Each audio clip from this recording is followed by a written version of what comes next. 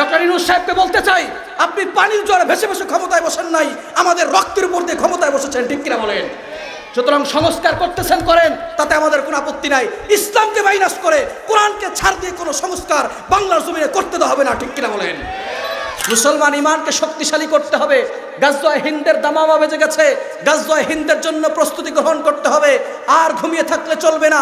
যদি উপর থেকে গাজওয়ায়ে হিন্দের জন্য ডাক আসে, আমি কাউসার আহমদ জিহাদি ফার্স্ট টাইম শহীদ হব, আপনারা যারা ত্যাগ দিতে রাজি আছেন আল্লাহর জন্য দুহাত তুলে দেখান। বাঁচতে হলে ইসলাম নিয়ে বাঁচতে হবে, মরতে হলেও ইসলাম নিয়ে মরতে হবে, ঠিক কিনা? বাঁচতে হলে কি নিয়ে বাঁচতে হবে? আরো জোরে বলেন, কি নিয়ে বাঁচতে হবে? বাঁচতে হলে যে ইসলাম নিয়ে বাঁচতে হবে, দলিল কোথায় পেয়েছেন? আল্লাহ নিজে বলে দিয়েছেন 3 নম্বর পারার 11 নম্বর পৃষ্ঠার 5 নম্বর লাইন, সূরা আল ইমরানের 19 নম্বর আয়াতে আল্লাহ তাআলা বলেন, ইন্নাদ-দীন ইনদাল্লাহিল ইসলাম, surely Islam is the only religion of Allah. আল্লাহ তাআলার কাছে একমাত্র মনোনীত ধর্মের নাম কি? আরো জোরে বলেন, নাম কি? সুতরাং বাঁচতে হলে কি নিয়ে বাঁচতে হবে? মরতে হলেও ইসলাম নিয়ে মরতে হবে, ঠিক কি না? বলবেন হুজুর দলিল কোথায় পেয়েছেন? আল্লাহ নিজে বলে দিয়েছেন 4 নম্বর পারা 2 নম্বর পৃষ্ঠার 3 নম্বর লাইন, সূরা আল ইমরানের 102 নম্বর আয়াতের শেষের অংশে আল্লাহ বলেন, ওয়ালা তামুতুন্না ইল্লা ওয়া আনতুম মুসলিমুন, do not go to the grave without becoming a Muslim, তোমরা মুসলমান না হয়ে কবরে যেও। সুতরাং মরতে হলেও কি নিয়ে মরতে হবে? আওয়াজ দিয়ে বলেন, কি নিয়ে মরতে হবে? আমরা মরে যাব, আমাদের সন্তানরা বাংলার জমিনে ইসলাম নিয়ে বেঁচে থাকবে, ঠিক কিনা বলেন? এই বাংলার জমিন থেকে কখনো ইসলামকে নিশ্চিহ্ন করা যাবে? অনেকেই এসেছিল বাংলার জমিন থেকে ইসলামকে নিশ্চিহ্ন করে দিতে। যারাই বাংলার জমিন থেকে ইসলামকে নিশ্চিহ্ন করার ষড়যন্ত্র করেছে, তারাই বাংলার জমিন থেকে নিশ্চিহ্ন হয়ে গেছে, ঠিক কিনা? এই দেশে লতিফ সিদ্দিকী থেকে শুরু করে টাকলা মুরাদ পর্যন্ত যারা ইসলামকে নিয়ে ষড়যন্ত্র করেছে, তারাই বাংলার জমিন থেকে নিশ্চিহ্ন হয়ে গেছে, ঠিক কিনা বলেন? বাংলাদেশের সব মানুষের নাম বদলাতে পারে, বইয়ের পাতায় স্বাধীনতা সংগ্রাম বদলাতে পারে, বঙ্গোপসাগরের সব পানি যেতে পারে শুকিয়েও, গোটা রাজধানী গিলে নিতে পারে বুড়ি গঙ্গার ঢেউ, সুন্দরবন কেটে হতে পারে ইটের ভাটার লাকড়ি, শিল্পপতিরা দেউলিয়া হয়ে খুঁজতে পারেন চাকরি, চোর গুন্ডারা পেয়ে যেতে পারে মন্ত্রীর মর্যাদা, আইনের হাতে কালো টাকা সব হয়ে যেতে পারে সাদা। অনেকেই বলে এই দেশ নাকি হুজুগে জাতির দেশ, দফায় দফায় বদলায় এর রং ঢং পরিবেশ, তাই বলে ইসলাম তো এদেশে হুজুগে হবে না শেষ, হুজুগে হবে না শেষ। ইসলাম এ মাটির পরতে পরতে জনপদে ঘরে ঘরে, ইসলাম এ জাতির 90% মানুষের অন্তরে, ইসলাম নিয়ে কেউ ছিনিমিনি খেলে এমন শক্তি নেই, আর কিছু থাক না থাক এদেশে ইসলাম থাকবেই, ঠিক কি না?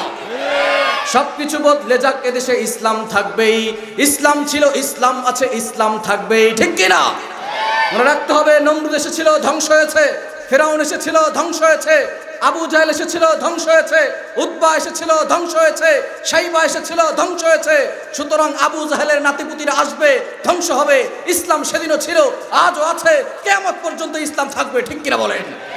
সুতরাং আমরা ইসলামের পক্ষে থাকতে রাজি আছি তো ইনশাআল্লাহ? এবছর আমি 9 নম্বর পারা 16 নম্বর পৃষ্ঠার 5-6 নম্বর লাইন সূরা আনফালের 2 নম্বর আয়াত তেলাওয়াত করেছি। আল্লাহ রাসূল সাল্লাল্লাহু আলাইহি ওয়াসাল্লামের অসংখ্য গণিত হাদিস সমূহের মধ্য থেকে সহিহ বুখারী শরীফের 5027 নম্বর হাদিস পাঠ করেছি। যদি আল্লাহ তাআলা আমাকে তৌফিক এনায়েত করেন, উক্ত আয়াত এবং হাদিসকে সামনে রেখে কিছু আলোচনা করার চেষ্টা করব ইনশাআল্লাহ। আজকে আমরা সূরা আনফালের 2, 3, 4 এই 3টি আয়াত থেকে আলোচনা শুনবো। কয়টি আয়াত? আরো জোরে বলেন, কয়টি আয়াত? 3টি আয়াত। এখানে আল্লাহ তাআলা মুমিনদের কিছু কোয়ালিটি বলেছেন। আমাদের মুমিন হওয়ার দরকার আছে না নাই? আরো জোরে বলেন, আছে না নাই?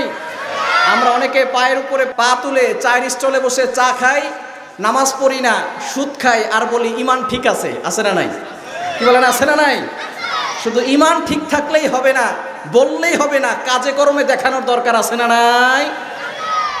রব্বুল আলামিন এখানে মুমিনদের 5টি কোয়ালিটি বলেছেন এবং 3টি পুরস্কারের কথা বলেছেন। যারা এই 5টি গুণ অর্জন করতে পারবে তাদেরকে পুরস্কার দেওয়া হবে। কয়টা? আরো জোরে বলেন, কয়টা? রব্বুল আলামিন বলেন, উলাইকা হুমুল মুমিনুনা হাক্কান লাহুম দারাজাতুন ইনদা রাব্বিহিম ওয়া মাগফিরাতুন ওয়া রিজকুন কারীম। 1 নাম্বার পুরস্কার, in the day of judgement, কিয়ামতের ময়দানে আল্লাহর পাশে বসিয়ে সম্মান দিয়ে তাদেরকে জান্নাতের ব্যবস্থা করা হবে। একটু জোরে সোরে বলেন না সুবহানাল্লাহ। মুসলমান সুবহানাল্লাহ বলতেই চায় না। এই সুবহানাল্লাহর এত দাম, কোনো ব্যক্তি যদি একবার সুবহানাল্লাহ পাঠ করে, আল্লাহ পাক রব্বুল আলামিন তার জন্য জান্নাতে একটা গাছ লাগায়া দেন। জোরে সোরে বলেন না সুবহানাল্লাহ। এত বড় গাছ, আরবের দ্রুতগামী ঘোড়া 500 বছর পর্যন্ত দৌড়াইলেও ওই গাছের ছায়া শেষ করতে পারবে না। আর একটু জোরে সোরে বলেন না সুবহানাল্লাহ। যারা সুবহানাল্লাহ বলছেন তাদেরকে অনেক বেশি কষ্ট হয়ে গেছে, কিন্তু এই সুবহানাল্লাহ বলাতে জান্নাতে একটা গাছ আছে না নাই? এই জান্নাতে গাছ দেওয়ার জন্য আল্লাহ আপনাকে জান্নাত দিবেন। এই জান্নাতে যেতে চাই কি চাই না? আরো জোরে বলেন, চাই কি চাই না? সুলাইমান আলাইহিস সালামের নাম শুনেছেন? নাম শুনেছেন না? সুলাইমান আলাইহিস সালাম একবার আল্লাহর কাছে দোয়া করেছেন, আল্লাহ আমাকে একটা রাজত্ব দাও, তবে লা ইয়ামবাগি লি আহাদিন মিন বাদি, এই রাজত্বটা শুধু আমাকে দিবে, আর কাউকে নয়। আল্লাহ বললেন, সুলাইমান দরখাস্ত মঞ্জুর, তবে তোমাকে শুধু মানুষের উপরে নয়, তামাম সৃষ্টি জগতের সকল সৃষ্টির উপরে তোমাকে রাজত্ব দিয়ে দিলাম। জোরে সোরে বলেন না সুবহানাল্লাহ। জিন পরি, দেও দানব, পশু পাখি, পিঁপড়া সহ সব সুলাইমান আলাইহিস সালামের অধীনে ছিল।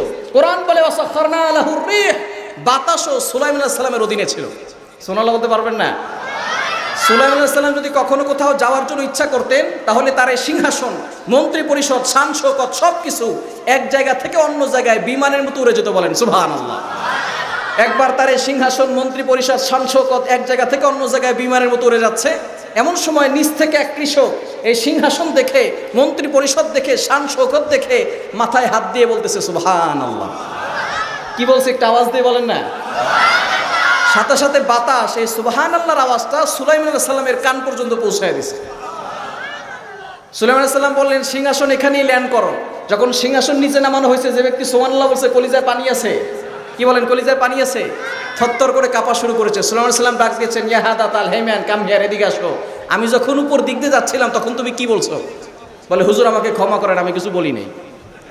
বলে, না তুমি কি বলছো তাড়াতাড়ি বলো। হুজুর আল্লাহর রাস্তা, আমাকে ক্ষমা করেন, আমি কিছু বলি নাই। বলে, না তুমি একটা শব্দ বলেছো, কি বলছো তাড়াতাড়ি বলো। এবার লোকটা বলতেছে, হুজুর আমি ইচ্ছা করে কিছু বলি নাই, আপনারই শান শৌকত দেখে, আপনারই মন্ত্রী পরিষদ দেখে, আপনারই সিংহাসন দেখে ইচ্ছা করে কিছু বলি নাই, অটোমেটিক আমার মুখ থেকে সুবহানাল্লাহ বের হয়ে গেছে।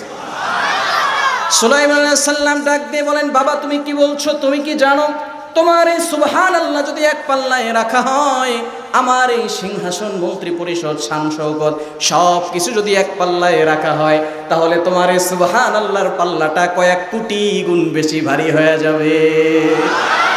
এজন্য সুবহানাল্লাহ বলার দরকার আছে না নাই? 5টি গুণ অর্জন করতে পারলে 1 নাম্বার পুরস্কার, লাহুম দারাজাতুন ইনদা রাব্বিহিম, কিয়ামতের ময়দানে আল্লাহ তার পাশে বসিয়ে সম্মান দিয়ে জান্নাত দিয়ে দিবে। বলেন সুবহানাল্লাহ। 2 নাম্বার পুরস্কার, ওয়া মাগফিরা, আপনার পিছনে যত গুনাহ আছে, গুফিরা লাহু মা তাকাদ্দামা মিন যামবি, all previous sins will be forgive, সকল গুনাহ আল্লাহ ক্ষমা করে দিবে। বলেন সুবহানাল্লাহ। গুনাহ ক্ষমা করতে চাই কি চাই না? আরো জোরে বলেন, চাই কি চাই না? 3 নাম্বার, ওয়ারিজকুন কারীম, আল্লাহ পাক রব্বুল আলামিন সম্মানিত রিজিক দান করবেন। বলেন সুবহানাল্লাহ। আজকে এই পেটের জন্য অনেকে চুরি করে, অনেকে ডাকাতি করে, ঠিক কি না? যদি আপনি 5টি গুণ অর্জন করতে পারেন, 3 নাম্বার আল্লাহ তাআলা রিজকুন কারীম, সম্মানিত রিজিক আপনাকে দান করবেন। সুতরাং এই 3টি পুরস্কার পেতে আমাদের কাজ করতে হবে কয়টি? আরো জোরে বলেন, কয়টি? আগে ইমানদার হতে হবে। ইমানদার হওয়ার দরকার আছে না নাই? আজকে আমাদের মুসলমানদের সংখ্যা অনেক বেশি, কিন্তু মুসলমানরা মার খাচ্ছেও বেশি, ঠিক কিনা? আজকে কাশ্মীরে মুসলমানরা মার খায়, ফিলিস্তিনে মুসলমানরা মার খায়, তারপরে আরাকানে মুসলমানরা মার খায়, বিভিন্ন জায়গায় মুসলমানদেরকে অপদস্থ করা হচ্ছে, লাঞ্ছিত করা হচ্ছে। একটাই কারণ, আজকে আমরা কোরআন থেকে দূরে সরে গিয়েছি, ঠিক কিনা? যখন কাফেরদের সংখ্যা ছিল অনেক বেশি, মুসলমানদের সংখ্যা মাত্র 39 থেকে 40 জন ছিল, তখন মুসলমানদের ভয়ে কাফেররা থরথর করে কাঁপতে থাকতো। বলেন আল্লাহু আকবার। সেরকম সাহাবায়ে কেরামদের মতো ঈমান আমাদের আনার দরকার আছে না নাই? একবার 5 জন মুসলমানকে খ্রিস্টান বাদশা গ্রেফতার করে নিয়ে গেছে, তাদের উপরে নির্যাতন শুরু করেছে, তাদের লজ্জাস্থানে গরম দাগ দিতেছে। বলেন নাউজুবিল্লাহ।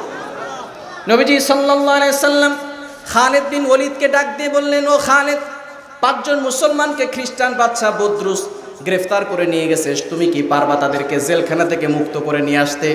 কতজনকে নিয়ে গেছে? আরো জোরে বলেন, কতজন? 5 জন মুসলমানকে খ্রিস্টান বাদশা বদরুস গ্রেফতার করে নিয়ে গেছে। নবীজি সাল্লাল্লাহু আলাইহি সাল্লাম বলতেছেন, খালিদ তুমি কি পারবা এই 5 জন মুসলমানকে খ্রিস্টান বাদশা বদরুসের জেলখানা থেকে মুক্ত করে নিয়ে আসতে? খালেদ বিন ওলীদ মাত্র ২৬ বছরের যুবক। আজকে যেই যুবকরা এই ২৬ বছরের বয়সের সময় খেলাধুলায় ব্যস্ত থাকে, গেম খেলা নিয়ে ব্যস্ত থাকে, ফ্রি ফায়ার নিয়ে ব্যস্ত থাকে, সেই ২৬ বছরের যুবক খালেদ বিন ওলীদ জ্বালিয়ে বলতেছেন, ইয়া রাসূলুল্লাহ, ইয়া হাবিবাল্লাহ, যেই খ্রিস্টান বাদশা আমাদের ৫ জন মুসলমানকে গ্রেফতার করে নিয়ে গেছে তার সৈন্য সংখ্যা কত হাজার? আল্লাহু আকবার। জোরে সোরে বলেন না আল্লাহু আকবার। নবীজি বললেন ৬০,০০০। কত হাজার? আরো জোরে বলেন কত হাজার? খালিদ ইবনে ওলীদ বলতেছেন, ইয়া রাসূলুল্লাহ, ইয়া হাবিবাল্লাহ, ৬০,০০০ সকলে কি মুসলিম নাকি অমুসলিম কাফের? নবীজি বললেন সকলে অমুসলিম কাফের। এবার খালিদ বিন ওলীদ মুস্কি হাসিতে বলতেছেন, ইয়া রাসূলুল্লাহ, ইয়া হাবিবাল্লাহ, শুনেছি যারা কাফের তাদের সাথে আল্লাহ থাকে না, মুসলমান একজন হলে আল্লাহ তার সাথে থাকেন, সুতরাং আমি বিশ্বাস করি আমার সাথে আল্লাহ আছেন, আমি একা ৬০,০০০-এর জন্য যথেষ্ট। কয়জন ৬০,০০০-এর জন্য যথেষ্ট? আরো জোরে বলেন কয়জন? তারা কোরআনকে আঁকড়ে ধরেছিল, সাহাবায়ে কেরাম নবীজি সাল্লাল্লাহু আলাইহি সাল্লামের সুন্নাহকে আঁকড়ে ধরেছিল, যার কারণে তাদের ঈমান পাহাড়ের মতো মজবুত হয়েছে। সুতরাং আমাদের ঈমানকে যদি মজবুত করতে হয় কোরআনকে আঁকড়ে ধরার দরকার আছে না নয়? নবীজি বলতেছেন, খালেদ একা যাবা ঠিক আছে, ৬০ জনকে সঙ্গে নিয়ে যাও, বরকত হবে। কতজনকে দিলেন? ৬০ জনের সাথে ৬০,০০০-এর সাথে যুদ্ধ হবে। খালেদ বিন ওলীদ ৬০ জনকে সঙ্গে নিয়ে গেলেন। প্রথম যাওয়ার পথে ৩টা চেকপোস্ট। কয়টা? আরো জোরে বলেন কয়টা? প্রথম চেকপোস্টে ৫০ জনকে বসিয়ে দিয়েছেন, তোমরা নামাজ পড়ো, জিকির করো, দোয়া করো, তাসবিহ পড়ো, আমি বাকি ১০ জনকে নিয়ে ভিতরে যাব। দ্বিতীয় চেকপোস্টে ৭ জনকে বসিয়ে দিয়েছেন, তোমরা নামাজ পড়ো, জিকির করো, দোয়া করো, তাসবিহ পড়ো, আমি ৩ জনকে নিয়ে ভিতরে যাব। তৃতীয় চেকপোস্টে ৩ জনকে বসিয়ে দিয়েছেন, তোমরা নামাজ পড়ো, জিকির করো, দোয়া করো, তাসবিহ পড়ো, আমি একা ৬০,০০০-এর ভিতরে যাব। ইতিহাসবিদরা বলতেছেন নবীজি সাল্লাল্লাহু আলাইহি সাল্লামের কথাও রাখলেন, ৬০ জনকে সঙ্গে নিয়ে যাচ্ছেন আর নিজের ইচ্ছা একা ৬০,০০০-এর সাথে ফাইট করবে। জোরে সোরে বলেন না সুবহানাল্লাহ। গেটের ভিতরে ঢুকে খালেদ বিন ওলীদ বাচ্চা বদরুসকে বলতেছে, বাচ্চা বদরুস, নবী মুহাম্মদের পক্ষ থেকে আসছি, শর্ত শারায়েত ছাড়া ৫ জন মুসলমানকে গ্রেফতার করেছো, ফেরত দাও, কথা বলার কোনো সুযোগ নাই। আল্লাহু আকবার। সিংহাসন থরথর করে কাঁপতেছে। আল্লামা জিয়াউর রহমান ফারুকী বলেন, যেই হুঙ্কারে আসমান জমিনে জিবরাইল আলাইহিস সালাম আল্লাহু আকবার স্লোগান দিচ্ছে, বলেন আল্লাহু আকবার। বাদশা বদরুস বলতেছে, বেয়াদব, সিংহাসনের আদব কায়দা জানিস না, বুঝিস না কিভাবে কথা বলতে হয়? আস্তে করে খালেদ বিন ওলীদ বলতেছেন, বাদশা, যতটুকু আদব কায়দা নবী মুহাম্মদের কাছ থেকে শিখেছি, নতুন করে তোমার কাছ থেকে শিখতে হবে না। আল্লাহু আকবার। এবার বাদশা রাগান্বিত হয়ে ডান পাশের জল্লাদকে বলতেছে, এটাকে সাইজ কর। বাম পাশের জল্লাদকে বলতেছে, এটাকে সাইজ কর। অনেক সময় মাস্তানরা বলে না এভাবে, ডান পাশের জল্লাদকে বাম পাশের জল্লাদকে বলতেছে। খালেদ বিন ওলীদ বলেন, বাদশা, তোমার দুই পাশের জল্লাদের তরবারি কাবারের ভিতরে ভরা, কখন তরবারি বের করবে আর কখন আমাকে আঘাত করবে? আমার তরবারি কিন্তু কাবার নাই, খোলা তরবারি। আল্লাহু আকবার। এই কথা শুনে বাদশা রাগান্বিত হয়ে ডান পাশের জল্লাদকে বলতেছে সাইজ করতে। সাথে সাথে খালেদ বিন ওলীদ প্রথম আঘাত করলেন, ডান পাশের জল্লাদ শেষ। দ্বিতীয় আঘাত করলেন, বাম পাশের জল্লাদ শেষ। তৃতীয় আঘাত, চতুর্থ আঘাত, মেজর শেষ, কর্নেল শেষ। ১৭টি গর্দান কাইটা জমিনে ফালাইয়া ৬০,০০০-এর ভিতরে ঢুকে পড়ছে। বাদশা বদরুস বুঝতে পারছে একা খালেদ ৬০,০০০-এর জন্য যথেষ্ট। আল্লাহু আকবার। সাহাবায়ে কেরামের ঈমান কত শক্তিশালী ছিল, একজন ৬০,০০০-এর জন্য যথেষ্ট ছিল। দুঃখজনক হলেও সত্য, আজকে আমাদের মুসলমানদের সংখ্যা বেশি, তারপর আমরা মুসলমানরা মার খাই, কারণ আমরা কোরআনকে ছেড়ে দিয়েছি। ঠিক কিনা বলেন? জোরে সোরে বলেন না ঠিক কিনা? এজন্য কোরআনকে আঁকড়ে ধরা দরকার আছে না নাই? আরো জোরে বলেন আছে না নাই? এই কোরআনকে আঁকড়ে ধরতে হবে, তাহলে আমাদের ঈমান শক্তিশালী হবে, ঈমান বৃদ্ধি পাবে। ঈমানদার হওয়ার জন্য কয়টি গুণ লাগবে? আরো জোরে বলেন কয়টি? 5টি শুনে যাবো তো ইনশাআল্লাহ। 50% আলোচনা শুনে কারা কারা উঠে যাবেন দুহাত তুলে দেখান। দেখছেন কত পার্সেন্ট শুনবেন?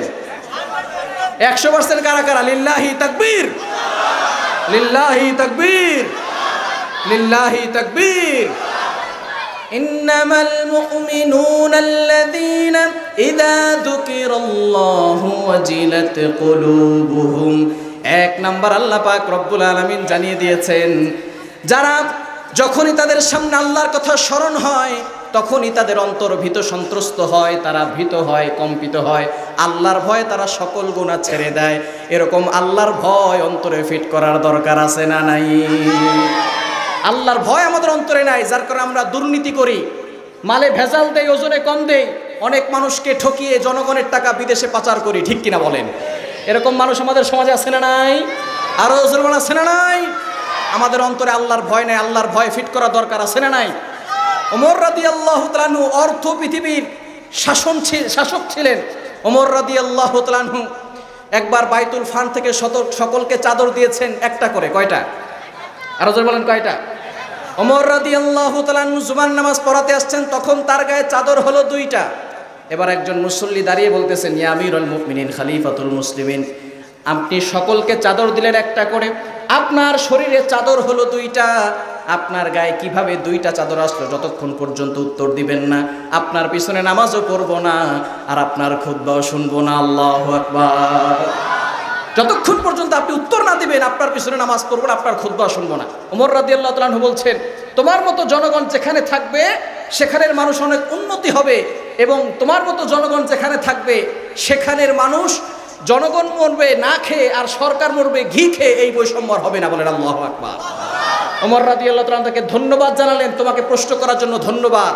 বর্তমান যুগের কোনো নেতাকে যদি বলা হয় আপনি বাড়ি করছেন কার টাকা দিয়া, গাড়ি করছেন কার টাকা দিয়ে, তখন পরের দিন তাকে আর খুঁজে পাওয়া যাবে না, গুম করে ফেলবে। ঠিক কিনা বলেন? ওমর রাদিয়াল্লাহু তাআলা তাকে ধন্যবাদ জানিয়েছেন। ওমর রাদিয়াল্লাহু তাআলা আনহু বললেন, তোমাকে প্রশ্ন করার জন্য ধন্যবাদ, তবে তোমার এই প্রশ্নের উত্তর আমি দিব না, আমার সন্তান আব্দুল্লাহ দিবে। আব্দুল্লাহ রাদিয়াল্লাহু তাআলা আনহু তিনি দাঁড়ালেন, উপস্থিত সকলকে সামনে রেখে বললেন, বাইতুল ফান্ড থেকে সকলকে আমার বাবা চাদর দিয়েছে একটা, আমার বাবাও চাদর নিয়েছে একটা, ওই একটা চাদর ছাড়া আমার বাবার আর কোনো চাদর নাই। আল্লাহু আকবার। অর্ধ পৃথিবীর শাসনকর্তা একটা কাপড় ছাড়া বাইতুল ফান্ড থেকে নেওয়া চাদর ছাড়া আর কোনো চাদর তার কাছে নাই। এরকম শাসক যদি আমাদের সমাজে থাকতো কখনো জনগণের টাকা বিদেশে পাচার হতো না। ঠিক কিনা বলেন? এরকম শাসকের দরকার আছে না নাই? আরো আছে না নাই? আব্দুল্লাহ রাদিয়াল্লাহু তাআলা আনহু বললেন, আমার বাবার যেহেতু চাদর ওই একটাই, আর কোনো চাদর নাই, এজন্য আমার ভাগের যে চাদরটা সেই চাদরটা আমি আমার বাবাকে দিয়েছি, যাতে করে সে সুন্দর করে তোমাদেরকে নামাজ পড়াতে পারে। বলেন আল্লাহু আকবার। এরকম শাসকের দরকার আছে না নাই? আমাদেরকে অনেকে আমরা আল্লাহর ভয় অন্তরে ফিট করি না, যার কারণে আমরা হারাম কাজ করি, অশ্লীল কাজ করি। অনেকে দেখবেন 5 ওয়াক্ত নামাজ পড়ে, হাতে তসবিহ নিয়ে ঘুরে, নামাজ পড়তে পড়তে কপালে দাগ পড়ে গেছে, আবার সুদের কারবার করে। আছে না নাই? আরো জোরে বলেন আছে না নাই? আল্লাহর ভয় যদি কারো অন্তরে থাকে সে কখনো সুদ খেতে পারে? সুদের ব্যাপারে ফতুয়া এটা কি মোল্লার না আল্লাহর? আরো জোরে বলেন ফতুয়া কার? আল্লাহর। আল্লাহ নিজে বলছেন 3 নম্বর পারা 6 নম্বর পৃষ্ঠার 3 নম্বর লাইন, সূরা বাকারা 275 275 নম্বর আয়াতে আল্লাহ বলছেন, আহাল্লাল্লাহুল বাইআ ওয়া হারামার রিবা, বিজনেস লাউফুল আল ইউজুরি আল্লাহফুল, ব্যবসা হালাল, সুদের কারবার হারাম করেছেন কে? আরো জোরে বলেন কে? আমাদের অনেক মানুষ, অনেক নারীরাও, মা বোনরাও তারা ডিম বিক্রি করে, ধান বিক্রি করে, চাউল বিক্রি করে টাকা সুদে লাগায়। আছে না নাই? আরো জোরে বলেন আছে না নাই? নবীজি সাল্লাল্লাহু আলাইহি সাল্লাম বলছেন, দিরহামু রিবান ইয়াকুলুহুর রাজুলু ওয়া হুয়া ইয়ালামু আশাদ্দু মিন 36 জানিয়া, যে ব্যক্তি জেনে শুনে 1 টাকা সুদ খাবে। কয় টাকা? আরো জোরে বলেন কয় টাকা? জেনে শুনে যে ব্যক্তি 1 টাকা সুদ খাবে, 36 বার জিনা করলে যেই গুনাহ হয় সেই গুনাহ তার আমলনামায় চলে যাবে। জোরে সরে বলেন না নাউজুবিল্লাহ। 1 টাকা সুদ খেলে কয়বার গুনাহ? জিনা করার গুনাহ 36 বার। জীবনে যারা 1 টাকা সুদ খেয়েছেন 36 বার জিনা করার গুনাহ করেছেন। জীবনে যারা 100 টাকা সুদ খেয়েছেন 3600 বার জিনা করার গুনাহ করেছেন। জীবনে যারা 1000 টাকা সুদ খেয়েছেন 36000 বার জিনা করার গুনাহ করেছেন। শুধু তাই নয়, আরো ভয়ঙ্কর হাদিস নবীজি সাল্লাল্লাহু আলাইহি সাল্লাম জানিয়ে দিয়েছেন, আর রিবা 70 জুসআ, সুদের 70টি শাখা রয়েছে। আইসারাহা আইয়ানকিহা রাজুলু উম্মা, সর্বনিম্ন শাখা হলো আপন মায়ের সাথে জিনা করার গুনাহ। বলেন নাউজুবিল্লাহ। একটু জোরে সরে বলেন না নাউজুবিল্লাহ। আমাদের সমাজে কিছু প্রস্টিটিউট নারী আছে যাদেরকে আমরা দেখলে থুতু নিক্ষেপ করি। এরকম কিছু নারী সমাজে আছে না নাই?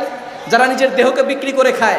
আমরা তাদেরকে বলি, তোমাদের মতো হতবাগার কপাল পোড়া কেউ নাই, তুমি তোমার দেহকে বিক্রি করে খাও।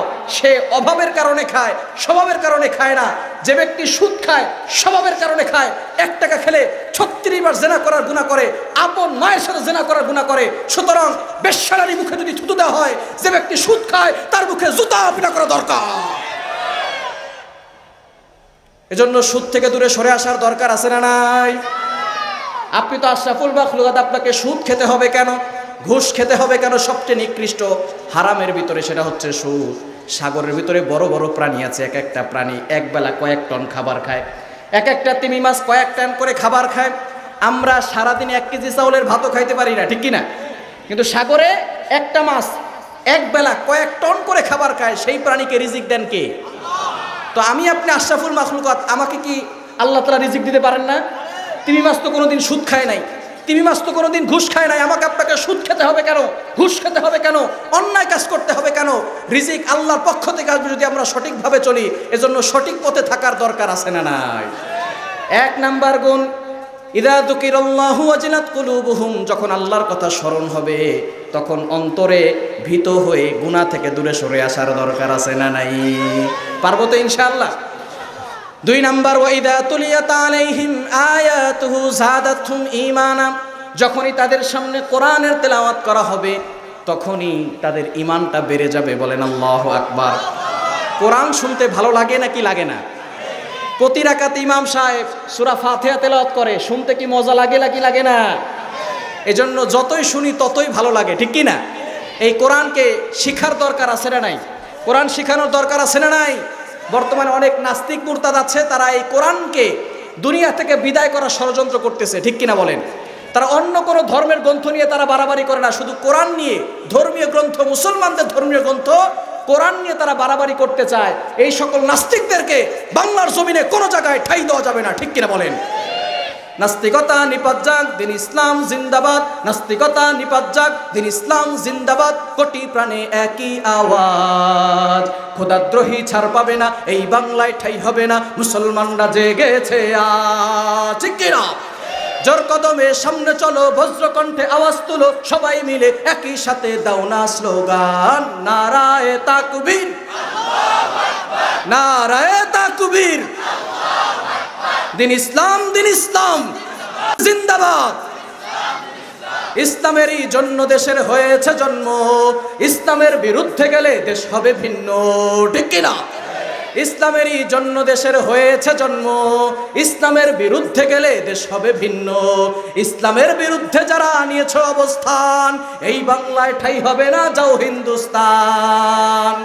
জোর কদমে সামনে চলো, বজ্রকণ্ঠে আওয়াজ তুলো, সবাই মিলে একই সাথে দাও না স্লোগান, নারায়ে তাকবীর, নারায়ে তাকবীর, দিন ইসলাম, দিন ইসলাম জিন্দাবাদ, জিন্দাবাদ, আল কোরআনের আলো। সুতরাং কোরআন সব জায়গায় রাখবো, পারবো তো ইনশাআল্লাহ? পারা যাবে তো ইনশাআল্লাহ?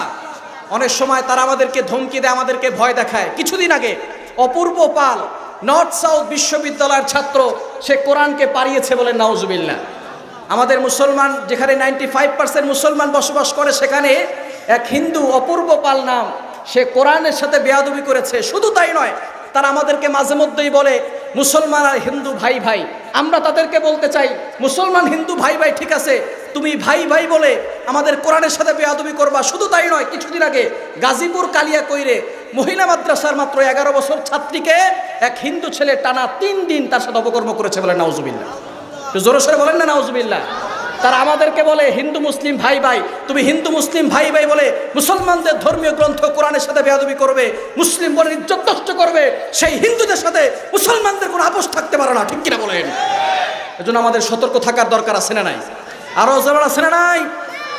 ওয়া ইযা তুলিয়াত আলাইহিম আয়াতুহু যাদাতহুম ঈমানা, যখনই তাদের সামনে কোরআনের তেলাওয়াত করা হয় তখনই তাদের ঈমান বেড়ে যায়। এজন্য কোরআন শিখার সন্তানদেরকে শেখানোর দরকার আছে না নাই? আরো জোরে বলেন আছে না নাই? অনেকেই এই কোরআনকে পৃথিবী থেকে বিদায় করতে চায়, তারা কি পারবে? ইসলামকে তারা নিভিয়ে দিতে চায়, তারা কি পারবে? স্যামুয়েল পি হান্টিংটন তিনি একটি বই লিখেছেন, দ্য ক্লাস অফ সিভিলাইজেশন। এখানে তিনি সভ্যতার কথা বলেছেন, সেখানে তিনি অনেক সভ্যতার কথা, অনেক সুপার পাওয়ারের কথা বলেছেন। সেখানে তিনি বলেছেন, আগে সোভিয়েত ইউনিয়ন ছিল সুপার পাওয়ারে, এখন আছে ইউনাইটেড স্টেটস অফ আমেরিকা। এখন আমেরিকা আছে সুপার পাওয়ারে, কিছুদিন পরে আমেরিকা সুপার পাওয়ারে থাকবে না, হতে পারে চায়না সুপার পাওয়ারে যাবে। কিন্তু তিনি সেই বইতে লিখেছেন, যত সুপার পাওয়ার আসবে সেটা চলে যাবে, কিন্তু শেষ পর্যন্ত একটা সুপার পাওয়ার আসবে। সেই সুপার পাওয়ার যখন আসবে তখন সারা পৃথিবীর শক্তি মিলে তাকে নামাতে পারবে না। সেই সুপার পাওয়ারের নাম হচ্ছে ইসলাম। জোরে সোরে বলেন না আল্লাহু আকবার। সুতরাং ইসলাম যখন আসবে দুনিয়ার কোনো শক্তি তাকে দাবিয়ে রাখতে পারবে মুসলমান ইমানকে শক্তিশালী করতে হবে। গাজওয়ায়ে হিন্দের দামামা বেজে গেছে, গাজওয়ায়ে হিন্দের জন্য প্রস্তুতি গ্রহণ করতে হবে। আর ঘুমিয়ে থাকলে চলবে না। যদি উপর থেকে গাজওয়ায়ে হিন্দের জন্য ডাক আসে, আমি কাউসার আহমদ জিহাদি ফার্স্ট টাইম শহীদ হব। আপনারা যারা ত্যাগ দিতে রাজি আছেন আল্লাহর জন্য দুহাত তুলে দেখান।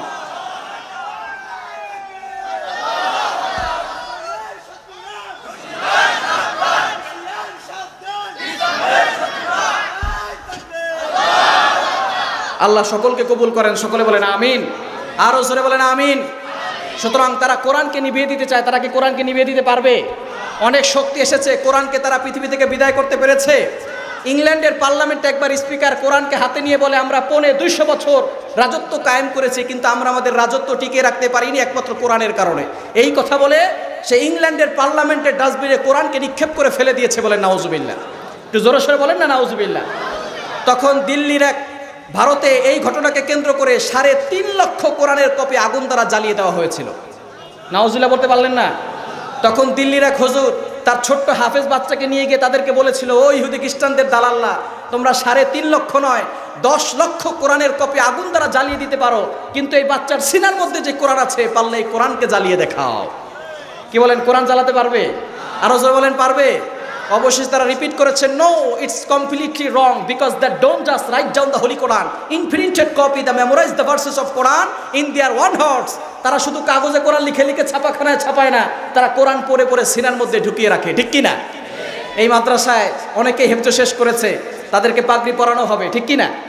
তাদের যদি বুক চিরে সেখান থেকে কি কোরআনের কোনো আয়াত বের হবে, কোনো শব্দ বের হবে? আমিও আলহামদুলিল্লাহ আপনাদের এই হেফজখানায় পড়েছি। বলেন আলহামদুলিল্লাহ। আমি এখানে হেফজখানায় পড়েছি, এখানে জামাত বিভাগে পড়েছি। এখানে সমস্ত ওস্তাদগণ যারা আছেন অত্যন্ত এমনভাবে আমাদেরকে শিক্ষা দেন। আমি ঢাকায় যখন পড়ি, প্রথমে যখন ঢাকায় ভর্তি হওয়ার জন্য যাই, আমাকে বিভিন্ন প্রশ্ন করা হয়। আলহামদুলিল্লাহ সব প্রশ্নের উত্তর আমি দিতে পারি। তখন তারা বলে, আপনি কোথায় পড়েছেন? আমি বললাম, আমি গোপীনাথপুর মাদ্রাসায় পড়েছি। তারা বলতেছে, দেশ গ্রামে এত ভালো এত সুন্দর পড়ালেখা হয়। তারা অবাক হয়ে গিয়েছে ঢাকার হুজুররা। আলহামদুলিল্লাহ এই প্রতিষ্ঠানে এত সুন্দর করে পড়ানো হয়। আমি ওই মসজিদের ছাদে আমি যখন মিজানে পড়েছি, তখন আমি গর্দান ওইখানে বসে বসে দিয়েছি, দাঁড়িয়ে দাঁড়িয়ে অনেক পড়েছি। এগুলো আমার স্মরণ হয় এবং বিভিন্ন জায়গায় গিয়ে আমি মাদ্রাসার কথা বলি। আল্লাহ তাআলা এই মাদ্রাসাকে কবুল করেন, সকলে বলেন আমিন। আরো জোরে বলেন আমিন। এই মাদ্রাসায় শুধু শিক্ষা দেওয়া হয় না, আপনার সন্তানকে শিক্ষার সাথে সাথে দীক্ষাও দেওয়া হয়। শিক্ষার সাথে সাথে যদি সন্তানের ভিতরে দীক্ষা না থাকে, ওই সন্তান আদর্শ হয় না। ঠিক কিনা? তার ভিতরে শিক্ষা আছে কিন্তু সুশিক্ষা নাই, সে কি আদর্শ সন্তান হতে পারবে? আরো জোরে বলেন পারবে? এই মাদ্রাসায় শিক্ষার সাথে সাথে দীক্ষাও দেওয়া হয়। আপনার সন্তান শিক্ষাও পাবে, পাশাপাশি দীক্ষাও পাবে। এজন্য সন্তানকে সঠিক শিক্ষা দেওয়ার দরকার আছে না নাই? আমি যখন ভারতে প্রোগ্রাম করতে যাব, ত্রিপুরা থেকে কলকাতা যাব, এমন সময় এক ভদ্রলোক আমার পাশে বসেছেন। উনি বলতেছেন, হুজুর হোয়ার আর ইউ ডুইং নাও? আপনি কোথায় যাবেন? আমি বলতেছি, I am going to Kolkata, কলকাতায় যাব। উনি বলতেছেন, আর ইউ বেঙ্গলি? আমি বললাম, হ্যাঁ বেঙ্গলি। বলতেছেন, তাহলে আমরা তো বাংলায় কথা বলতে পারি, এডুকেটেড পার্সন, শিক্ষিত মানুষ। আমি বললাম, হ্যাঁ ঠিক আছে, কোনো সমস্যা নাই, বলুন। যখন বিমানে উঠেছি, ভদ্রলোক আমার পাশেই বসেছে। উনি বলতেছেন যে, হুজুর ইফ ইউ ডোন্ট মাইন্ড, যদি কিছু মনে না করেন, একটা কথা বলতে পারি? আমি বললাম, হ্যাঁ সমস্যা নাই, বলেন। উনি বলতেছেন, হুজুর ইন আনসিং ইজ নাথিং, যেটা দেখি না সেটা বিশ্বাস করি না। আপনারা তো আল্লাহকে দেখেন না, বিশ্বাস করেন কেন? আপনার সন্তানকে সুশিক্ষা দিচ্ছেন না, আপনার সন্তানকে ডক্টর বানাচ্ছেন, ইঞ্জিনিয়ার বানাচ্ছেন, বানান, আমাদের কোনো আপত্তি নাই, কিন্তু সন্তানকে আগে সুশিক্ষা দেওয়ার দরকার আছে না নাই? কোরআনের শিক্ষা দেওয়ার দরকার আছে না নাই? এরা হলো নাস্তিক, শিক্ষিত, কিন্তু তারা কোরআন মানে না, আল্লাহকে মানে না। তাদেরকে দলিল দিয়ে কোনো লাভ নাই, তাদেরকে যুক্তি দিয়ে প্রমাণ দিতে হবে। কিছুক্ষণ পরে বিমানে আমাদেরকে টিফিনের ব্যবস্থা করে। গতকালকে আমি বিমান থেকে এসেছি, আমার প্রোগ্রাম ছিল।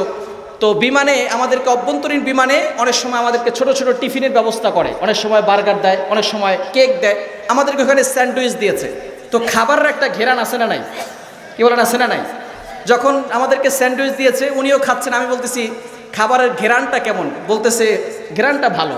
আমি বললাম, ঘেরানটা আমাকে দেখান। ঘেরান কি দেখা যায়? বাতাস হয়, বাতাস কি দেখা যায়? এই যে আমরা অক্সিজেন নেই, এটা কি দেখা যাচ্ছে? পৃথিবীতে অনেক বিষয় এমন আছে দেখা যায় না, না দেখেই বিশ্বাস করতে হয়। এজন্যই আল্লাযীনা ইউমিনুনা বিল গায়ব, আল্লাহ হচ্ছেন অদৃশ্য, আল্লাহকে দেখা যায় না, আল্লাহকে না দেখে বিশ্বাস করেছি, এজন্য আমরা মুসলমান হয়েছি। ঠিক কি না? এজন্য এরকম ইসলামিক মৌলিক জ্ঞানগুলো সন্তানকে শেখানোর দরকার আছে না নাই? আরো জোরে বলেন, আছে না নাই? আপনি অভিভাবক, আপনাকে বলছি ভালো করে শুনেন। আল্লাহ পাক রব্বুল আলামিন বলছেন 27 নম্বর পারা 10 নম্বর পৃষ্ঠা 10 নম্বর লাইন একটি সূরা রয়েছে সূরাতুর রহমান। আল্লাহ তাআলা এখানে তার পরিচয় দিয়েছেন। রব্বুল আলামিন বলেন আর রহমান আল্লামাল কুরআন খলাকাল ইনসান। রহমান হলেন তিনি, কোরআন শিখিয়েছেন যিনি। এরপরে বলছেন মানুষ সৃষ্টি করেছেন যিনি। বলেন তো আমরা আগে কোরআন শিখি নাকি আগে দুনিয়াতে আসি? ভালো করে বলেন, আমরা কি কোরআন শিখি আগে নাকি আগে দুনিয়াতে আসি? তো আল্লাহ এইভাবে বলতে পারতেন আর রহমান খলাকাল ইনসান, রহমান হলেন তিনি, মানুষ সৃষ্টি করেছেন যিনি। এরপরে বলতে পারতেন আল্লামাল কোরআন, কোরআন শিখিয়েছেন যিনি। আগে আল্লাহ কোরআনের কথা এনেছেন, তারপরে মানুষ সৃষ্টির কথা বলেছেন। আল্লাহ বুঝাতে চেয়েছেন মানুষ হতে হলে আগে কোরআনের শিক্ষা লাগবে। কোরআনের শিক্ষা ছাড়া কেউ কখনো আদর্শ মানুষ হতে পারবে না। গরুর পেট থেকে বেরোলেই সেটা গরু হয়ে যায়, ছাগলের পেট থেকে বেরোলেই সেটা ছাগল হয়ে যায়, মহিষের পেট থেকে বেরোলেই সেটা মহিষ হয়ে যায়। মানুষের পেট থেকে বেরোলেই সেটা মানুষ হয় না, তাকে মানুষ বানাতে হয়। ঠিক কি না? কোরআন ছাড়া কেউ আদর্শ মানুষ কোশ্চিনকালেও হতে পারবে না। এজন্য সন্তানদেরকে কোরআনের শিক্ষা দেওয়ার দরকার আছে না নাই? আরো জোরে আছে না নাই? শুধু তাই নয়, আপনি নামাজ পড়ছেন, হাজী সাহেব হজ করে আসছেন, কিন্তু সন্তান নামাজ পড়ে না, সন্তান হালাল হারাম জানে না, পাক না পাক জানে না, ওযু গোসল জানে না। এই সন্তান যদি জাহান্নামে যায়, কিয়ামতের ময়দানে আল্লাহ আপনার কলার ধরে বলবে সন্তান কেন জাহান্নামে গেল? তুমি নামাজ পড়েও জান্নাতে যেতে পারবা না। আমার কথা না, আল্লাহ নিজে বলছেন। কোরআন খুলেন 28 নম্বর পারার 19 নম্বর পৃষ্ঠা 13, 14, 15 নম্বর লাইন সূরা তাহরিম আয়াত 6। রব্বুল আলামিন বলেন ইয়া আইয়ুহাল্লাযীনা আমানু কু আনফুসাকুম ওয়া আহলিকুম নারা। ও ইউ হ্যাভ বিলিভার্স, ইমানদারগণ, কু আনফুসাকুম ওয়া আহলিকুম নারা, save your self, save your family. তোমরা নিজেরাও বাঁচো, তোমার পরিবারকেও জাহান্নাম থেকে বাঁচাও। পরিবারকে জাহান্নাম থেকে বাঁচানোর দরকার আছে না নাই? আরো জোরে বলেন আছে না নাই? ভালো করে বুঝুন, এক্সাম্পল দিলে সুন্দর বুঝতে পারবেন। ইউসুফ আলাইহিস সালামের বয়স যখন 7 বছর, কত বছর? কষ্ট হচ্ছে আপনাদের? কষ্ট হচ্ছে? ইউসুফ আলাইহিস সালামের বয়স যখন কত বছর? মতান্তর একটু কম বেশি হবে, বিভিন্ন তাফসীর কিতাবে বিভিন্নভাবে লেখা হয়েছে। তার বয়স যখন 7 বছর, তখন তিনি বাবার কাছ থেকে হারিয়ে গেলেন, অর্থাৎ ভাইরা তাকে কূপের মধ্যে ফেলে দিয়েছে। বাবার কাছ থেকে যখন হারিয়ে গেলেন, তারপরে 40 বছর পরে তিনি নবুয়ত পেয়েছেন। 40 বছর থেকে 7 বছর বাদ দিলে কত হয়? কত? 33 বছর। 33 বছর ধরে বাবার সাথে সন্তানের কোনো সাক্ষাৎ নাই। 33 বছর ধরে বাবার সাথে সন্তানের কোনো কি নাই? সাক্ষাৎ নাই। তিনি আছেন মিশরে, আর এদিকে বাবা ইয়াকুব আলাইহিস সালাম তিনি আছেন কেনানে। তিনি জানেনই না সন্তান জীবিত আছেন নাকি মারা গেছেন। এখন আপনাদের ভিতরে একটা প্রশ্ন, আল্লাহ তাআলা এই বিষয়টা কেন করেছেন যে আপনি ইয়াকুব আলাইহিস সালাম তিনি আছেন কেনানে, আর তিনি জানেনও না যে মিশরে ইউসুফ আলাইহিস সালাম তার সন্তান জীবিত আছেন? এটা তিনি জানেন না কেন? ভালো করে বুঝেন। নামাজ পড়ার সময় একটা মাসআলা হচ্ছে, যখন নামাজে আমরা দাঁড়াই তখন আমাদের দৃষ্টি থাকবে সেজদার দিকে, এটা হচ্ছে সুন্নাত। এটা কি সুন্নাত? ভুলক্রমে যদি কারোর সামনে একটু দৃষ্টি চলে যায়, আবার সাথে সাথে দৃষ্টি সেজদার দিকে নিয়ে আসে, তাহলে এই নামাজে কোনো সমস্যা হবে? কি বলেন, কোনো সমস্যা হবে? কিন্তু নামাজ যদি কেউ এভাবে তাকায়, তাহলে তার নামাজ মাকরু হয়ে যাবে। কিন্তু যদি কেউ নামাজে এভাবে বুক ফিরিয়ে নেয়, তাহলে তার নামাজ ফাসেদ হয়ে যাবে। মাসলা বুঝতে পেরেছেন? মাসলা বুঝতে পেরেছেন? যদি কেউ একটু সামনে তাকিয়েছে, আবার নামাজের দিকে দৃষ্টি দিয়েছে, তাহলে তার নামাজ হবে, কোনো সমস্যা নাই। যদি নামাজ এভাবে তাকায়, তাহলে তার নামাজ মাকরু। যদি বুক ফিরিয়ে নেয়, তাহলে তার নামাজ বাতিল হয়ে যাবে। ইউসুফ আলাইহিস সালাম মা মরা সন্তান, যখন মা মারা গিয়েছে, ছোট্ট সন্তান অনেক সময় ঘুমের ভিতরে কান্না করে, অনেক সময় ঘুমের ভিতরে হাসি দেয়। ইউসুফ আলাইহিস সালাম হঠাৎ করে ইয়াকুব আলাইহিস সালাম নামাজ পড়তে দাঁড়িয়েছেন, এমন সময় ইউসুফ আলাইহিস সালাম একটু কান্না করে উঠছেন।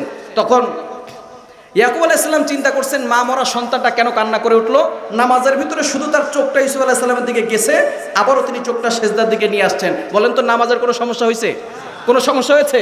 কিন্তু আল্লাহ পাক রব্বুল আলামিন ইয়াকুব আলাইহিস সালামকে ডাক দিয়ে বলে, ইয়াকুব, আজকে আমার ভালোবাসার মাঝখানে সন্তানের ভালোবাসা বাধা হয়ে দাঁড়ালো। আমি আল্লাহ এমন ব্যবস্থা করব, চাইলেও সন্তানকে দেখতে পারবা না। আজকে তুমি আমি আল্লাহর ইবাদত করতেছো নামাজে দাঁড়িয়ে, তোমার চোখটা আমি আল্লাহর ভালোবাসার মাঝখানে বাধা হয়ে দাঁড়িয়েছে। এমন ব্যবস্থা আমি আল্লাহ করব, তুমি চাইলেও তোমার সন্তান ইউসুফকে দেখতে পারবা। এজন্য সন্তান 33 বছর ধরে বাবার থেকে দূরে, আরো 10 বছর জেল খেটেছেন, তাহলে হয় 43। কত বছর? 43 বছর। 43 বছর ধরে বাবা আর সন্তান দূরে, বাবা জানেও না যে সন্তান জীবিত আছে না মারা গেছে। 43 বছর পরে যখন আল্লাহ পাক রব্বুল আলামিন বাবার সন্তানের সাক্ষাৎ করিয়েছেন, সর্বপ্রথম ইউসুফ আলাইহিস সালাম। এদিকে বাবা যখন সন্তান হারিয়ে গেছে, কাঁদতে কাঁদতে চক্ষু দুটি অন্ধ করে ফেলেছেন। 43 বছর পরে যখন বাবার সাথে সন্তানের সাক্ষাৎ, আল্লাহ পাক রব্বুল আলামিন ইয়াকুব আলাইহিস সালামের চক্ষু দুটি ভালো করে দিয়েছেন। বলেন সুবহানাল্লাহ। সর্বপ্রথম 43 বছর পর যখন দেখা হয়েছে, সন্তান বাবাকে ডাক দিয়ে বলতেছে, বাবা আমি যদি আপনার কাছে থাকতাম তাহলে সুখে শান্তিতে বসবাস করতাম, আর দূরে থাকলে দুঃখ দুর্দশায় জীবন যাপন কাটবে। এই দুঃখে যদি আপনি কান্না করে থাকেন তাহলে তাকদীরের প্রতি আপনার বিশ্বাস রইল কোথায়? অনেকে প্রশ্ন বুঝেন না, আবারও বলতেছি। সর্বপ্রথম সন্তান বাবাকে 43 বছর পরে জিজ্ঞেস করতেছে, যদি আমি আপনার কাছে থাকতাম তাহলে সুখে শান্তিতে বসবাস করতাম, আর দূরে থাকলে দুঃখ দুর্দশায় জীবন যাপন কাটবে। এই দুঃখে যদি আপনি কান্না করতে করতে চক্ষু দুটি অন্ধ করেন তাহলে তাকদীরের প্রতি আপনার বিশ্বাস রইল কোথায়? প্রশ্ন বুঝতে পারছেন? কেননা যে যেখানেই থাকবে সে ভালো থাকবে না খারাপ থাকবে সেই তাকদীর লিখে রেখেছেন কে? এদিকে যদি বাবা এই দুঃখে কান্নাকাটি করে তাহলে সে তো একজন নবী। এবার ইয়াকুব আলাইহিস সালাম সন্তানের এই প্রশ্নে সন্তানকে বলতেছে, সন্তান ভালো করে শোনো, তুমি যে দূরে চলে গেছো, 43 বছর ধরে তোমার সাথে আমার কোনো সাক্ষাৎ নাই, তুমি দূরে গিয়েছো, তুমি আমার কাছে থাকলে সুখে থাকবা, দূরে থাকলে কষ্টে থাকবা। এই দুঃখে এই কষ্টে আমি ইয়াকুব 1 সেকেন্ডও কাঁদি নাই। তাহলে কেন কাঁদলেন? ইয়াকুব আলাইহিস সালাম বলতেছেন, তুমি যে আমার থেকে দূরে সরে গিয়েছো, তুমি সঠিক পথে আছো নাকি ব্যাঠিক পথে আছো? তুমি জান্নাতের পথে আছো নাকি জাহান্নামের পথে আছো? যদি তুমি জাহান্নামের পথে চলে যাও, কিয়ামতের ময়দানে আল্লাহর কাছে আমাকে জবাবদিহি করতে হবে। এই দুঃখে কাঁদতে কাঁদতে চক্ষু দুটো অন্ধ করে ফেলেছি। আর আপনি আপনার সন্তান নিয়ে কোনো চিন্তা করতেছেন না। ইয়াকুব আলাইহিস সালাম সন্তানের চিন্তায় কাঁদতে কাঁদতে চক্ষু দুটো অন্ধ করেছেন। আর আপনার সন্তান নামাজ পড়ে না, আপনার সন্তান অন্যায় কাজ করে, আপনার সন্তান ইফটিজিং করে, আপনার সন্তান দাঁড়িয়ে দাঁড়িয়ে মেয়েদের সাথে ইফটিজিং করে। এরকম সন্তান কুলাঙ্গার সন্তান ছাড়া আর কিছুই হতে পারে না, ঠিক কিনা বলেন? আপনি যদি আদর্শ বাবা হন, সন্তানকে আগে ধর্মীয় শিক্ষা দেবেন, কোরআনের শিক্ষা দেবেন। পারবেন তো ইনশাআল্লাহ? পারা যাবে তো ইনশাআল্লাহ? আমি বলছি না আপনার সন্তানকে মাওলানাই বানাতে হবে, হাফেজ বানাতে হবে। নো, আমাদের ডক্টর দরকার, ইঞ্জিনিয়ার দরকার, পাইলট দরকার, সব কিছু আমাদের দরকার। তবে সন্তানকে আগে মুসলমান বানানোর দরকার আছে না নাই? আরো জোরে বলেন, আছে না নাই? বর্তমানে আমাদের শিক্ষা পাঠ্যপুস্তকে সকল মিথ্যা দিয়ে ভরা। তাদেরকে কবিতা শেখায়, হাট্টিমা টিম টিম তারা মাঠে পারে ডিম, তাদের খাড়া তুটি শিং তারা হাট্টিমা টিম টিম। এরকম কবিতা কি আপনারা পড়ছেন? এমনকি কোনো প্রাণী দেখছেন যেই প্রাণী শিংও আছে আবার ডিমও পারে? দেখছেন? আমি তো বুখারী, মুসলিম, আবু দাউদ, তিরমিজি, নাসাই, মুওয়াত্তা মালিক, মুওয়াত্তা মুহাম্মদ সহ ফিকহ শাস্ত্রে যত কিতাব আছে, বেহেশতে জেওর, বেহেশতে গওহার, মালাবুদ্দামিন, নুরুল ইজা, কুদুরি, কানজুদ্দাকায়, সরে বেকায়া, হেদায়া গ্রন্থ সহ কোনো কিতাবের ভিতরে পাই নাই এমন কোনো প্রাণী আছে যেই প্রাণীর শিংও আছে আবার ডিমও পারে। মুরব্বীরা মনে হয় দেখছে, মুরব্বীরা দেখছেন। সুতরাং আপনার সন্তানকে যে কবিতা শেখানো হচ্ছে এটা আসলে সত্য কবিতা নয়, এটা মিথ্যা কবিতা। যেই সন্তানের শুরুটাই মিথ্যা দিয়ে হয় এই সন্তান কখনো আদর্শ সন্তান হতে পারে না। সন্তানকে সঠিক শিক্ষা দেওয়ার দরকার আছে না নাই? আবার তাদেরকে শিক্ষা দেওয়া হয় A for apple, B for ball, C for cat, D for dog. Cat মানে কি? বিড়াল, আর ডগ মানে কুত্তার বিলাই দিয়ে যাদের পড়ালেখা শুরু হয় তারা কখনো আদর্শ সন্তান হতে পারে না, ঠিক কিনা বলেন? এজন্য সন্তানকে সঠিক শিক্ষা দেওয়ার দরকার আছে না নাই? আরো জোরে বলেন, আছে না নাই? সন্তানকে কোরআনের শিক্ষা দিবেন, ধর্মীয় শিক্ষা দিবেন, তাকে আপনি অজু গোসল শিখাবেন, বাক শিখাবেন, হালাল হারাম শিখাবেন। এগুলো যদি আপনার সন্তান না জানে, আপনার সন্তান জাহান্নাম থেকে বাঁচতে পারবে না। তখন জাহান্নাম থেকে বাঁচতে না পারলে আল্লাহ তাআলার কাঠগড় আপনাকে জবাবদিহি করতে হবে। এজন্য সন্তানকে আপনি প্রাথমিক শিক্ষাটা অবশ্যই মাদ্রাসায় দেওয়ার চেষ্টা করবেন। পারবেন তো ইনশাআল্লাহ? কারণ আমাদের স্কুল কলেজে এখন নাস্তিক যে সমস্ত চিন্তাধারা নিয়ে বসবাস করে তাদের চিন্তাধারা আমাদের মুসলমানদের সন্তানদের ভিতরে ঢুকানো হচ্ছে। শুধু তাই নয়, ডক্টর ইউনূস সাহেব, আমরা মনে করছিলাম তারা মনে হয় সিস্টেম চেঞ্জ করবে, তারা সিস্টেম চেঞ্জ করতে যায় নিজেরাই চেঞ্জ হয়ে গেছে, ঠিক কি না? সিস্টেম চেঞ্জ করতে যায় তারা নিজেরাই চেঞ্জ হয়ে গেছে। তারা গিয়ে আবার প্রত্যেকটা স্কুল কলেজে গানের শিক্ষা চালু করতেছে। আমাদের গানের শিক্ষার দরকার নাই। এতদিন ধরে আমরা বলতেছি প্রতিটা স্কুল কলেজে ধর্মীয় শিক্ষা দিতে হবে, ধর্মীয় শিক্ষক নিয়োগ দিতে হবে। ধর্মীয় শিক্ষক না দিয়ে তারা গানের শিক্ষক নিয়োগ দিচ্ছে। অচিরেই এই গানের শিক্ষক নিয়োগ দেওয়া বন্ধ করতে হবে, ঠিক কিনা বলেন? ডক্টর ইউনূস সাহেবকে বলতে চাই, আপনি পানির জোয়ারে ভেসে ভেসে ক্ষমতায় বসেন নাই, আমাদের রক্তের উপর দিয়ে ক্ষমতায় বসেছেন, ঠিক কিনা বলেন? সুতরাং সংস্কার করতেছেন করেন, তাতে আমাদের কোনো আপত্তি নাই। ইসলামকে মাইনাস করে কোরআনকে ছাড় দিয়ে কোনো সংস্কার বাংলার জমিনে করতে দেওয়া হবে না, ঠিক কিনা বলেন?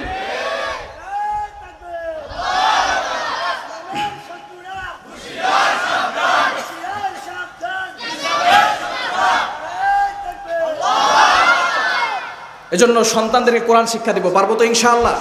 3 নাম্বার, ওয়ালা রাব্বিহিম ইয়াতাওয়াক্কালুন। বিপদ আসবে, কষ্ট আসবে, সব সময় ভরসা করতে হবে একজনের। তিনি কে? যারা সব সময় ভরসা করে একজনের উপরে, তিনি কে? ইব্রাহিম আলাইহিস সালামকে কঠিন আগুন থেকে হেফাজত করেছিলেন কে? ঈসা আলাইহিস সালামকে কূপ থেকে হেফাজত করেছেন কে? নূহ আলাইহিস সালামকে হেফাজত করেছেন কে? ইউনূস আলাইহিস সালামকে হেফাজত করেছেন কে? সেই আল্লাহ এখনো আছে না নাই? সেই আল্লাহর শক্তি আছে না নাই? এই আল্লাহর উপরে ভরসা করতে পারবো তো ইনশাআল্লাহ? ইউনূস আলাইহিস সালাম যখন কঠিন বিপদে পড়ে গেলেন, তিনি তিনটি অন্ধকারের ভিতরে পড়লেন। এক নাম্বার হচ্ছে রাতের অন্ধকার, দ্বিতীয় নাম্বার পানির নিচের অন্ধকার, তৃতীয় নাম্বার মাছের পেটের ভিতরের অন্ধকার। এই তিনটি অন্ধকারের ভিতরে যিনি যখন চলে গেলেন, তখন তিনি চিন্তা করলেন, এই বিপদ থেকে আমার বাবা আমাকে বাঁচাতে পারবে না, আমার মা আমাকে বাঁচাতে পারবে না, আমার আশেপাশের লোকজন আমাকে বাঁচাতে পারবে না, একজন বাঁচাতে পারবেন, তিনি কে? আরো জোরে বলেন, তিনি কে? সাথে সাথে তিনি পড়া শুরু করলেন, লা ইলাহা ইল্লা আনতা সুবহানাকা ইন্নী কুনতু মিনাজ জালিমিন। এই দোয়া আমরা জানি নাকি জানি না? কিন্তু আমরা অনেকে দোয়া জানি, দোয়ার অর্থ জানি না, ঠিক কিনা? ইউনূস আলাইহিস সালাম বলেছেন, লা ইলাহা ইল্লা আনতা, আল্লাহ তুমি ছাড়া কোনো মাবুদ নাই, আল্লাহ তোমার কোনো ত্রুটি নাই, সুবহানাক, আল্লাহ তুমি পবিত্র। দুঃখজনক হলো সত্য, আমাদের একটু অসুখ হলেই আল্লাহকে অভিযোগ করে বসি, আল্লাহ তুমি শুধু আমাকে দেখো, আর কাউরে দেখো না। আছে না নাই? আরো জোরে আছে না নাই? ইউনূস আলাইহিস সালাম বিপদে পড়েছেন, তিনি আল্লাহকে বলতেছেন, আল্লাহ লা ইলাহা ইল্লা আনতা, আপনি ছাড়া কোনো মাবুদ নাই, আপনি ছাড়া কোনো ইলাহ নাই, সুবহানাক, আল্লাহ আপনি পবিত্র, আপনার কোনো ত্রুটি নাই, ইন্নী কুনতু মিনাজ জালিমিন, আল্লাহ আমি অপরাধ করেছি, আল্লাহ আমাকে ক্ষমা করে দাও। দুঃখজনক হলো সত্য, আমাদের যখন একটু বিপদ আসে তখন আমরা আল্লাহকে অভিযোগ করে বসি, আল্লাহ আমাকে ছাড়া কি আর কাউরে দেখো না, আল্লাহ কত বড় সুদ খায়, ঘুষ খায়, আল্লাহ ওদের কিছু হয় না, আমারই শুধু অসুখ হয়। এই ধরনের কিছু মানুষ সমাজে আছে না নাই? অভিযোগ নয়, আপনি আল্লাহর কাছে দোয়া করুন, আল্লাহর প্রশংসা করুন এবং আল্লাহকে বলুন, আল্লাহ আমি অপরাধ করেছি, আল্লাহ আমি গুনাহগার, আল্লাহ আমাকে ক্ষমা করেন। এটা বলা যাবে তো ইনশাআল্লাহ? এভাবে আপনি আল্লাহর উপরে ভরসা রাখবেন। বিপদে যদি আল্লাহর উপরে ভরসা রাখতে পারেন, ওই বিপদ থেকে উদ্ধার করতে পারে একজন, তিনি কে? আরো জোরে বলেন, তিনি কে? ওই আল্লাহর উপরে ভরসা করতে পারবো তো ইনশাআল্লাহ? 4 নাম্বার, আল্লাযীনা ইউকিমুনাস সালাত, যারা নামাজ কায়েম করে। নামাজ কায়েম করার দরকার আছে না নাই? আরো জোরে বলেন, আছে না নাই? আমরা অনেকেই আছি নামাজ পড়ি না, তবে নামাজ পড়লে বৈজ্ঞানিক 5টি উপকার আছে। কয়টা? আরো জোরে বলেন, কয়টা? নামাজ পড়লে তো আল্লাহর সান্নিধ্য অর্জন হবে, আল্লাহর নৈকট্য অর্জন হবে, কিন্তু বৈজ্ঞানিক চিকিৎসা বিজ্ঞান বলছে নামাজ পড়লে একজন মানুষ সুস্থ থাকতে পারে। বলেন সুবহানাল্লাহ, জোরে সোরে বলেন না সুবহানাল্লাহ। নামাজের আগে অজুর দরকার আছে না নাই? আরো জোরে বলেন, আছে না নাই? অজু করার সময় 3 বার মুখমণ্ডল ধৌত করি আমরা, ঠিক কিনা? অজু করার সময় যখন আমরা অজু করি, মুখ দ্বারা যেই পানি আমরা ফেলে দেই, পানির সাথে সাথে আমাদের গুনাহগুলো ঝরে পড়ে যায়। যখন মুখ ধৌত করি, চোখের যে গুনাহ করেছি সেগুলো ঝরে পড়ে যায়, হাতের যে গুনাহ করেছি সেগুলো ঝরে পড়ে যায়। আল্লাহ পাক রব্বুল আলামিন বুঝাতে চান, বান্দা শুধু বাহ্যিক দিক দিয়ে তুমি পরিষ্কার হবে না, তুমি যখন আমি আল্লাহর সামনে দাঁড়াবে, আমি আল্লাহ তাআলা ওযুর মাধ্যমে তোমার সকল গুনাহ ক্ষমা করে দিব। বিজ্ঞান বলছে, যখন কোনো ব্যক্তি ওযু করে, মুখ 3 বার ধৌত করে, তখন প্রথমবার যখন মুখে পানি দেয় তখন তার ময়লাটা নরম হয়, এরপরে যখন পানি দেয় তখন ময়লাটা মুছে যায়, আবারও যখন 3 বার পানি দেয় তখন তার তার মুখটা পরিপূর্ণ পরিষ্কার হয়ে যায়। বলেন সুবহানাল্লাহ। এবং ওযু করার সময় আমাদের ভ্রুতে পানি পৌঁছায়। বিজ্ঞান বলছে, যাদের ভ্রুতে পানি পৌঁছায় না তাদের চোখে ক্যান্সার হওয়ার সম্ভাবনা আছে, ভ্রুতে বড় ধরনের রোগ হওয়ার সমস্যা আছে, কিন্তু যারা ওযু করে তাদের ভ্রুতে পানি যাওয়ার কারণে তারা বড় বড় রোগ থেকে মুক্তি পায়। বলেন সুবহানাল্লাহ। তাহলে আল্লাহ পাক রব্বুল আলামিন আমাদেরকে যে বিধানগুলো দিয়েছেন সেগুলোর ভিতরে উপকার আছে না নাই? আরো জোরে আছে না নাই? আপনি নামাজ পড়তে দাঁড়াবেন, তখন বিজ্ঞান বলছে, চিকিৎসা বিজ্ঞান বলছে, নামাজ পড়তে দাঁড়ানোর সময় আমরা সেজদার দিকে আমাদের দৃষ্টি দেই, ঠিক কিনা? এর মাধ্যমে বিজ্ঞান বলছে আমাদের মনোযোগ বৃদ্ধি পায়। শুধু তাই নয়, যখন নামাজের ভিতরে আমরা কোরআন তেলাওয়াত করি অথবা কোরআন তেলাওয়াত শুনি, আলা বিযিক্রিল্লাহি তাতমাইন্নুল কুলুব, আল্লাহ তাআলা আমাদের অন্তরকে প্রশান্তি দান করেন। বলেন সুবহানাল্লাহ। যাদের অন্তরে প্রশান্তি নাই, ভালো লাগে না, টেনশনে আছেন, দুশ্চিন্তা আছেন, আপনি নামাজ পড়বেন, দেখবেন আল্লাহ পাক রব্বুল আলামিন আপনার দুশ্চিন্তা দূর করে দিবেন। নামাজ পড়তে পারবো তো ইনশাআল্লাহ? নামাজ পড়া যাবে তো ইনশাআল্লাহ?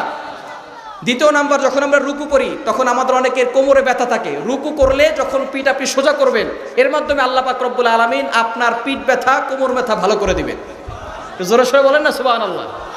এরপরে যখন আমরা সেজদা দেই, চিকিৎসা বিজ্ঞান বলছে তখন আমাদের কপাল একবারে মাটির সাথে লেগে যায়, তখন রক্ত দ্রুত সঞ্চালন হয়, যার কারণে মস্তিষ্কের কার্যক্ষমতা বৃদ্ধি পায় এবং মনোযোগ বৃদ্ধি পায়, মেধা ভালো হয়। সন্তানকে নামাজ পড়াবেন, আপনার সন্তানের মেধা ভালো হয়ে যায়। বলেন সুবহানাল্লাহ। 4 নাম্বার, যারা 5 ওয়াক্ত নামাজ পড়ে নামাজের ভিতরে যে ব্যায়াম আছে এই ব্যায়াম অন্য কোথাও নাই, এজন্য নামাজ পড়ার দরকার আছে না নাই? 5 নাম্বার, নামাজের মাধ্যমে একজন মানুষ শৃঙ্খলার ভিতরে চলে আসে। একজন মানুষ যে নামাজ পড়ে না সে শৃঙ্খলার ভিতরে থাকতে পারে না, 5 ওয়াক্ত নামাজ নিয়মিত পড়লে সে শৃঙ্খলার ভিতরে আসতে পারে, এজন্য নামাজ পড়ার দরকার আছে না নাই? আর রজরবল আছে না নাই?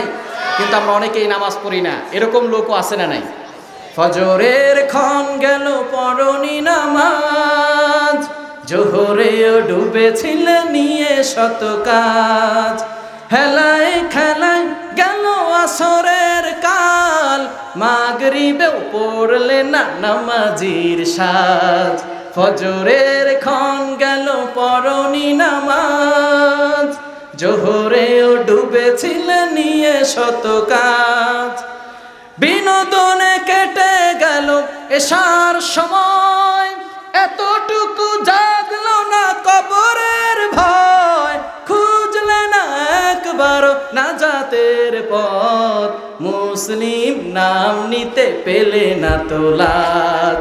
ফজরের ক্ষণ গেল পড়নি নামাজ, জোহরেও ডুবেছিলে নিয়ে শত কাজ, ঠিক কিনা? এজন্য নামাজ পড়া দরকার আছে না নাই? আরো জোরে বলেন আছে না নাই? নামাজ পড়তে হবে, পারবো তো ইনশাআল্লাহ। 5 নাম্বার, ওয়ামিম্মা রাযাকনাহুম ইউনফিকুন, আল্লাহর জন্য খরচ করতে হবে। আল্লাহর জন্য খরচ করা যাবে তো ইনশাআল্লাহ? পারবো তো ইনশাআল্লাহ? মাদ্রাসায় খরচ করবেন, মাদ্রাসার ছাত্রদেরকে মহব্বত করবেন, মাদ্রাসার হুজুরদেরকে মহব্বত করবেন, হুজুরদের কাছে আসবেন, ছাত্রদের কাছে আসবেন। অনেক সময় ছাত্ররা একটু দুষ্টমি করে, আর আমরা অনেক সময় মনে করি এই ছাত্ররা, মাদ্রাসার ছাত্ররা খুব বেশি ফাজিল হয়, এরকম বলে কি বলে না? কি বলেন, বলে কি বলে না? স্কুলে যারা পড়ে তারা তো ওস্তাদদের আন্ডারে, টিচারদের আন্ডারে কয়েক ঘন্টা থাকে, সকালে গেলে দুপুরে চলে আসে, দুপুরে গেলে বিকেলে চলে আসে। কিন্তু মাদ্রাসার স্টুডেন্টরা 24 আওয়ার্স 24 ঘন্টা ওস্তাদের গার্ডে থাকে, ঠিক কিনা? যখন একটু সুযোগ পায়, আর শয়তান মাদ্রাসার ছাত্রের পিছনে বেশি থাকে, কারণ শয়তান জানে যদি এই মাদ্রাসার ছাত্রকে বের করা যায় তাহলে সে 10 জনকে, একজন মাদ্রাসার ছাত্র সে যদি হাফেজ হয় তাহলে 10 জন যারা জাহান্নামে চলে গেছে তাদেরকে সুপারিশ করে জান্নাতে নিতে পারবে। জোরে সোরে বলেন না সুবহানাল্লাহ। এজন্য শয়তান চিন্তা করে কিভাবে মাদ্রাসার ছাত্রকে মাদ্রাসা থেকে বের করা যায়, তারা সবসময় ওত পেতে বসে থাকে। সুতরাং যখন দুষ্টমি করে, ওস্তাদের সামনে তো দুষ্টমি করতে পারে না, যখন দুষ্টমি করে তখনই আপনার চোখে ধরা পড়ে, আর আপনি মনে করেন মাদ্রাসার ছাত্ররা বেশি ফাজিল হয়। আপনি সম্মান দিচ্ছেন না। এই মাদ্রাসার ছোট বাচ্চা যে আমপাড়া পড়ে, আলিফ মাদ্রাসা পড়ে, সেই ছাত্র যখন রাস্তা দিয়ে হাঁটে ফেরেশতারা তাদের নূরের পাখাগুলো তাদের পায়ের নিচে বিছিয়ে দেয়। শুধু তাই নয়, তাদের সম্মানে তাদের মাথাগুলো অবনত করে দেয়, তাদেরকে রেসপেক্ট করে, সম্মান করে।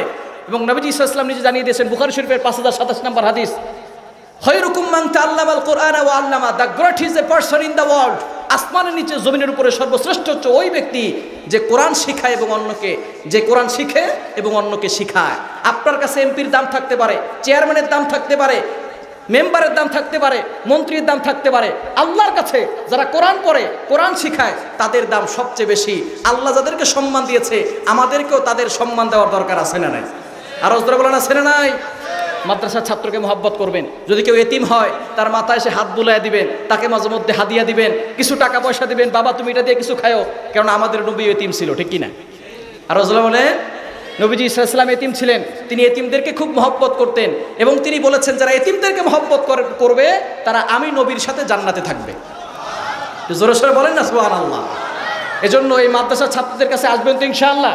আমি এই মাদ্রাসায় আপনাদের টাকা খেয়েছি, আপনারা টাকা দিয়েছেন মাদ্রাসায়, সেই টাকা খেয়ে আলহামদুলিল্লাহ আল্লাহ তাআলা আমাকে এত বড় বানিয়েছেন। আমি বাংলাদেশের বিভিন্ন জায়গায়, বাংলাদেশের পাশে ভারতে বিভিন্ন দেশে আমি এই কোরআনের দাওয়াত পৌঁছে দিচ্ছি। কি বলেন, আপনাদের সওয়াব হচ্ছে না? আপনাদের সওয়াব হচ্ছে না? আমি যদি ইন্ডিয়াতে কিছুদিন আগে, গত বছর আগের বছর গিয়ে 3 জনকে মুসলমান বানাইছি, আর অনেক আমার হাতে আলহামদুলিল্লাহ মুসলমান হয়েছে। যারা যতটুকু আমি খেদমত করতেছি, যারা এই মাদ্রাসার সাথে সহযোগিতা করতেছেন, আল্লাহ পাক রব্বুল আলামিন তাদের আমলনামায় কিছু সওয়াবের পার্সেন্টেজ দিয়ে দিচ্ছে। বলেন সুবহানাল্লাহ। একটু জোরে সোরে বলেন না সুবহানাল্লাহ। এজন্য মাদ্রাসায় দান করতে পারবো তো ইনশাআল্লাহ? পারা যাবে তো ইনশাআল্লাহ? এই কোরআনকে আমাদেরকে আঁকড়ে ধরতে হবে। কোরআন আমরা আঁকড়ে ধরবো। আমরা তন্ত্রমন্ত্র দেখেছি, তন্ত্রমন্ত্র দিয়ে এই বাংলাদেশে শান্তি আনা সম্ভব হবে না, একমাত্র কোরআন দিয়েই বাংলাদেশে শান্তি আনতে পারবে, ঠিক কিনা বলেন? সব কিছুর দিন শেষ, আগামীর বাংলাদেশ হবে ইসলামের বাংলাদেশ, ঠিক কিনা? একটু জোরে সোরে বলেন ঠিক কিনা? আমরা বাবার শাসন দেখেছি, মেয়ের শাসন দেখেছি, আমরা ন্যাশনালিজম দেখেছি, কমিউনিজম দেখেছি। একটিবারের জন্য ১৫০০ বছর আগে হেরা গুহায় যে কোরআন নাজিল হয়েছিল সেই কোরআন পার্লামেন্টে দেখতে চাই। কারা কারা দিয়েছেন দুহাত আল্লাহ।